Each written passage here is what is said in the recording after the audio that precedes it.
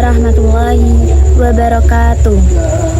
Alhamdulillahirabbil alamin wa bihi nasta'inu ala umri dunya waddin wa ala alihi wa ashabihi ajmain. Amma ba'd.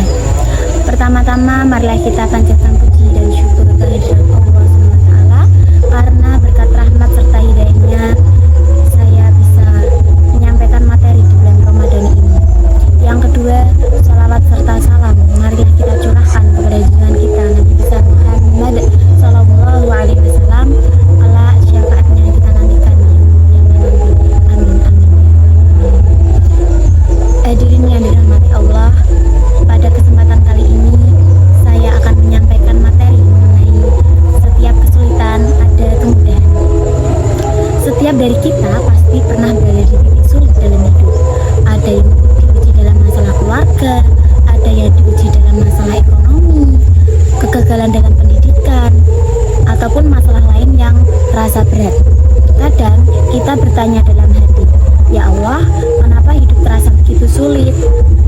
Namun Allah telah memberikan janji yang luar biasa dalam Al-Quran, yaitu terdapat pada Quran Surat Al-Insyirah ayat 5-6 yang berbunyi, fa inna ma'al usri yusra, inna ma'al usri yusra, yang artinya maka sesungguhnya bersama kesulitan ada kemudahan, sesungguhnya bersama kesulitan ada kemudahan. Ayat ini diulang 2 kali. Ulama menjelaskan bahwa ini bukan tanpa alasan. Allah ingin menegaskan bukan hanya setelah kesulitan itu ada kemudahan, melainkan bersama kesulitan sendiri sudah ada kemudahan.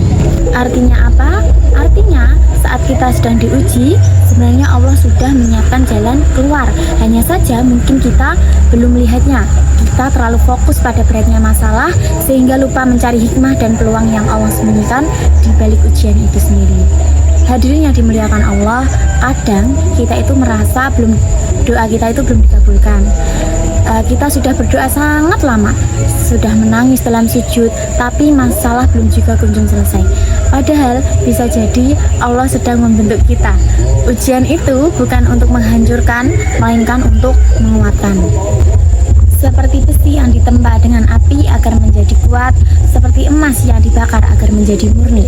Begitu juga manusia, ujian adalah proses peningkatan derajat. Coba kita renungkan, berapa banyak orang yang justru menjadi lebih dekat dengan Allah saat hidupnya terasa sulit. Saat semuanya berjalan lancar, seringkali kita lupa berdoa. Tapi ketika terjepit, kita sujudnya lebih lama dan doanya lebih khusyuk dan hati lebih lembut. Bisa jadi kesulitan itu adalah cara Allah memanggil kita untuk kembali. Hadirin sekalian, yakinlah Allah tidak pernah salah dalam memberi takdir. Tidak ada satupun ujian yang diberikan melebihi kemampuan hambanya. Jika hari ini kita masih hidup, itu berarti Allah tahu kalau kita itu mampu melewatinya.